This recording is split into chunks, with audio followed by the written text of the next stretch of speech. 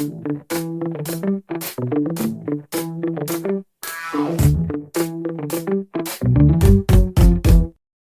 everyone, welcome back to MMO Madness Behind the Troll Mask. I'm your host, Boss Mode, and today we've hit a milestone.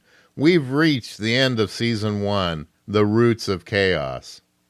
Over the last 12 episodes, we've dived headfirst into the primordial soup of MMO culture, where trolls were born, guilds imploded, and the players were left to fend for themselves in a lawless digital frontier.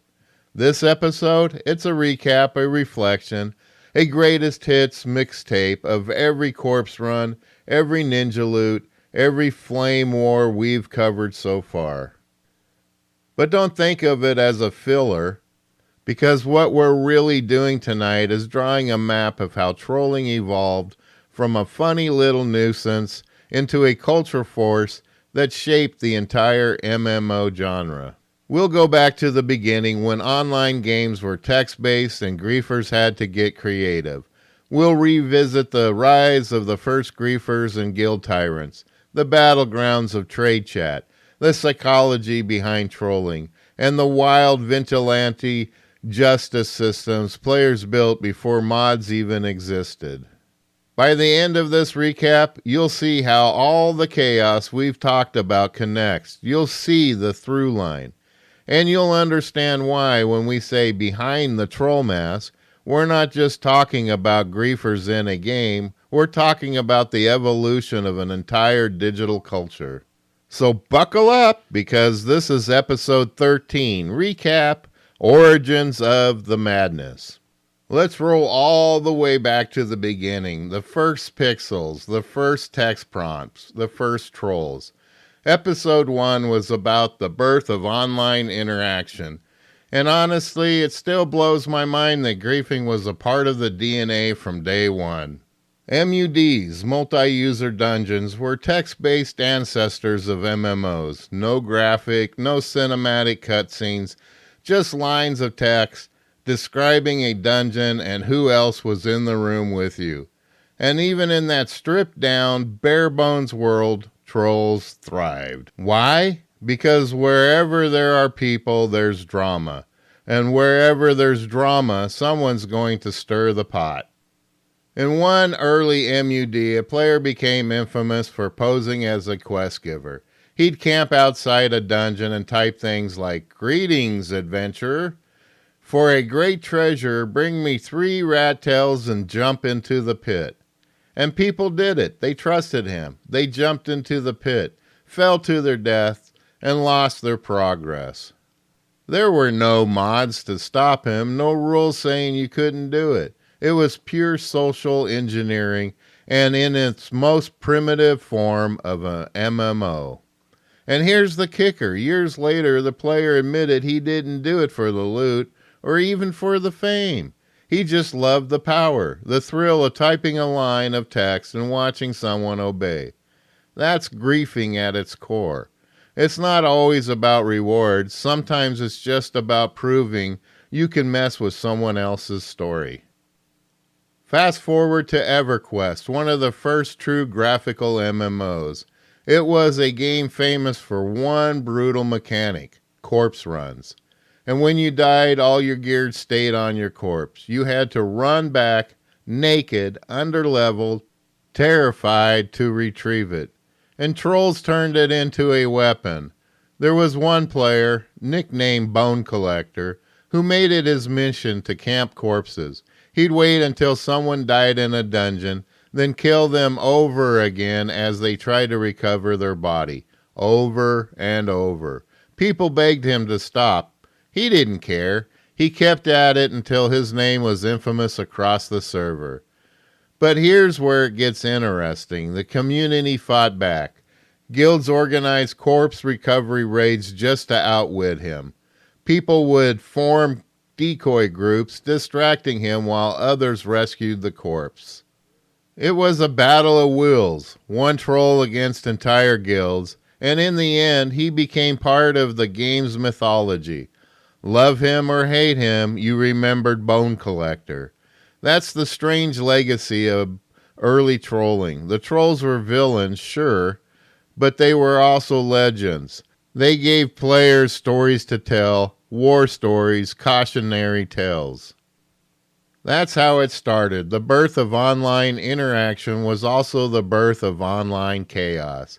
MUD tricksters, Ultima house thieves, EverQuest corpse campers, they were the prototypes for everything we've covered since. And if there's one lesson we can take from all of that first era, it's this. Trolls didn't just show up in MMOs, they helped define them. Coming up, we'll look back at the rise of the griefer, when trolling went from lone wolves to organized chaos. And trust me, it only gets darker from here. If early trolling was the spark, griefers were the wildfire. Back in the day, trolls weren't just lone pranksters handing out fake quests. They started getting organized. They started making griefing a profession, a lifestyle, a calling card. That's when the word griefer really took hold. Not just a troll, but someone who logged in with one goal: make your game miserable. One of the earliest griefers to go down in legend was a guy in EverQuest who made a career out of ninja looting rare spawns. He didn't just snipe one or two. He had timers, maps, and scouts. Whenever a rare boss spawned, he'd swoop in, snag the loot, and vanish. At first, people tried to beat him to it, but soon they realized it was impossible. He was too dedicated. So they started organizing raids not to kill bosses, but to kill him. It became a server-wide drama. Guilds would put aside rivalries just to hunt the griefer. And the funniest part? He loved it. Being hated was his endgame. He turned griefing into celebrity. And to this day, if you look up old forum archives, you'll see his name pop up like a ghost haunting the history of MMOs.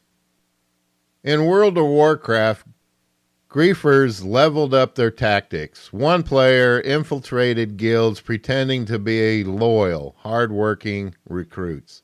He joined raids, earned trust, and then at the most possible moment sabotage the group. He'd pull extra mobs, wipe the raid, and then type "oops" over and over. Eventually he got caught. Someone screenshotted his confession and whispers to a friend, "I only joined guilds to blow them up from the inside." The fallout was massive. His name was plastered on every blacklist, and guilds on that server refused to invite him for years. But here's the thing. His sabotage worked because players had no safety nets. There were no logs proving what he did, no moderators to investigate. Justice had to be social. And that made griefers thrive. That was the rise of the griefer, when trolling stopped being an occasional nuisance and became a dedicated subculture. These players weren't just messing around, they were building reputations. They were becoming infamous. And then came the chaos channels, trade chat, general chat, barons chat, the place where every troll, prankster, and loudmouth could throw gasoline on the fire. If guild sabotage was griefing in the shadows, trade chat was griefing on stage, loud, messy, and often hilarious. Anyone who played WoW in the early 2000s knows about Barons Chat. What started as a simple regional chat channel quickly devolved into a circus. Chuck Norris jokes, ASC2 art spam, players arguing about politics at 3 in the morning. It was less a chat and more of a digital asylum, and trolls ruled it.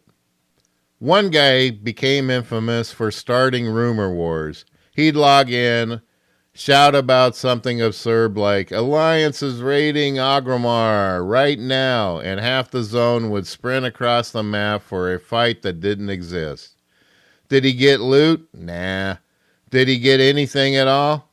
Just the joy of watching chaos spread. That was trade chat trolling in a nutshell. The thrill of pushing a button and watching hundreds of people react.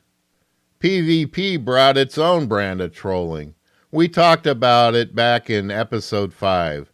Sometimes PvP is a fair fight, but just as often it's a bully in mythic armor sitting on your corpse. In Elder Scrolls Online, whole guilds made it their mission to lock down resource points, farming low-level players until the zone was unplayable. In WoW, Stranglethorn Vale was a bloodbath. High-level rogues would camp the quest hubs, killing newbies for hours just because they could. Players would beg for mercy in whispers. The griefers would screenshot it and share it like trophies. That's the psychology at play, the schadenfreude. No loot needed, just the pleasure of someone else's misery. So, when we look back at trade chat wars and PvP chaos, what you're really seeing is a public face of trolling. It wasn't just sabotage behind the scenes anymore. It was a spectacle. It was griefing as performance art. And honestly, it set the tone for everything that came after. Next up, we'll look back at the deeper side of Season 1, when we dug into design flaws, anonymity, and the psychology behind it all. That's where we started to understand not just what trolls do, but why. We couldn't talk about Season 1 without digging into the machinery behind the madness, because it wasn't just players fueling the chaos. Sometimes it was the games themselves. In Episode 6, we broke down how developers unintentionally designed toxicity into the very DNA of MMOs. From loot systems that rewarded greed, to PvP mechanics that encouraged bullying, to faction setups that made war inevitable, the games themselves created playgrounds for trolls. And then, of course, there was anonymity, that invisible cloak that we talked about in Episode 8. Anonymity turned normal players into digital daredevils. Behind a character name, people felt free to do things they'd never do face-to-face. The online disinhibition effect was in full swing. We saw it on RP servers where anonymity let players act out fantasies, but also enabled scandals, betrayals, and full-blown Goldshire drama. We saw it in the psychology of trolling itself in Episode 10, where some trolls thrived on control, others on schadenfreude, and some just wanted the spotlight. One WoW player took anonymity to hilarious heights on an RP server. He styled himself as a guild lawyer. Whenever drama broke out, he'd show up in chat, typing long legal arguments like, according to Article 7 of Guild Law Section 3, this ninja loot was entirely justified. People hated him, but they also loved him. He wasn't helping, he wasn't solving anything, but he made every scandal more entertaining. And that's trolling psychology in a nutshell. Some trolls destroy, others just want to make the circus more fun.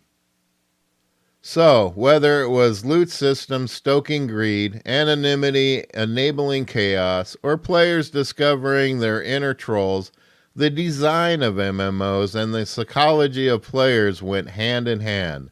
The games gave trolls the tools, the trolls gave us the stories.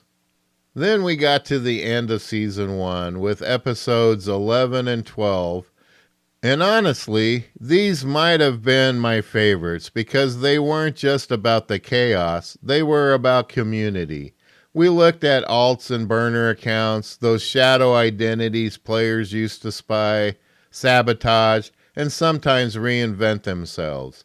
We saw guilds implode because of alts. We saw redemption arcs where trolls rolled new characters and tried again. And we dug into how gamers policed themselves before mods existed, the sheriff's guilds of Ultima, the kill-on-site lists and MUDs, The Vigilantes in EverQuest, the Baron's courtroom, the Balmung trials. It was messy, it was hilarious, but it was proof that when developers stepped back, community stepped up. We didn't always get it right, but we made the systems, we built order, we enforced our kind of justice. One of my favorite stories was about an EverQuest griefer who spent months training mobs into newbie zones. Everyone hated him. He was blacklisted, hunted, even publicly humiliated. But then he rolled an ult, and instead of trolling, he started helping people, buffing newbies, guiding them through quests, handing out gear. Eventually he admitted who he was, and instead of exile, the community gave him a second chance. That's the duality of MMO culture. We punish, but we also forgive. Even trolls respect.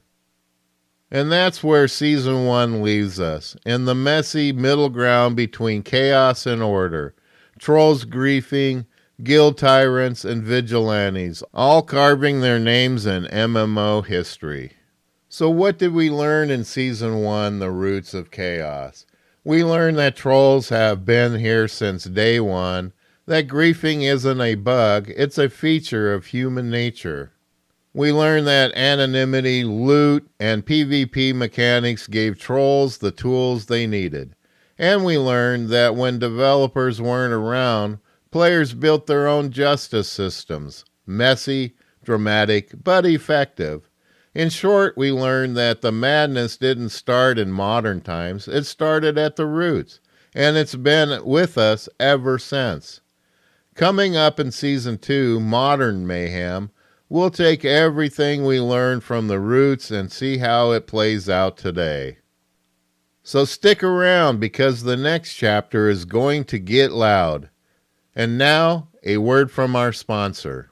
Subscribe now to MMO Madness, Behind the Troll Mask, sponsored by Boss Mode Fashion, because even if your DPS is trash, your outfit doesn't have to be. Find your next respawn-ready outfit at bossmodefashion.com. Got a grief story or a redemption arc worth sharing? Email me at podcast@mmomadness.com. Your tale might be featured in a future episode. Hey, and don't forget to like, share, and follow the podcast. This is Boss Mode out.